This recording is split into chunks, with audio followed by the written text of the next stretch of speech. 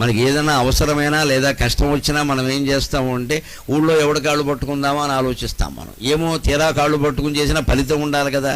ఆ పట్టుకునేది ఈ ఊరికి కాదు, ఈ దేశానికి కాదు, అనంతకోటి బ్రహ్మాండాలన్నిటికీ అధినాథుడైనటువంటి మీ పరమేశ్వరుని యొక్క పాదాలు పట్టుకుంటే మంచిది కదా. పట్టుకునేది ఏదో ఆ కోరిక ఉన్నప్పుడు పెద్ద కోరిక పెద్ద ప్రయత్నం చేద్దామండి, అల్ప ప్రయత్నం ఎందుకు? అలా చేస్తే కలిగే ప్రయోజనం ఏమిటంటే 3 మాటలు చెబుతున్నాను, గుర్తుపెట్టుకో ఉద్ధవ. 1, నా గురించి ఎవడు 10 మందిలో చెబుతాడో వాడి గురించి నేను దేవలోకంలో చెబుతా అన్నాడు. 2, నా పేరు మీద ఎవరైనా ఒక 10 రూపాయలు దానం ఇస్తే వాడికి దానికి 10 రెట్లు ఇస్తాను నేను అన్నాడు. 3వ మాట చాలా ముఖ్యమైన మాట చెప్పాడు. ఎవరైనా నన్ను మనస్సులో స్మరిస్తూ ఉంటే మరో దారి లేదు ఉద్ధవ, నేను అతను ఉన్న చోటే ఉంటాను అన్నాడు. ఖచ్చితంగా శివస్మరణ అంత గొప్పది, భగవత్ స్మరణ అంత గొప్పది. అందుకే భక్త కవి ఏమంటున్నాడు అంటే, తలవగా తలవంచవేమయ్య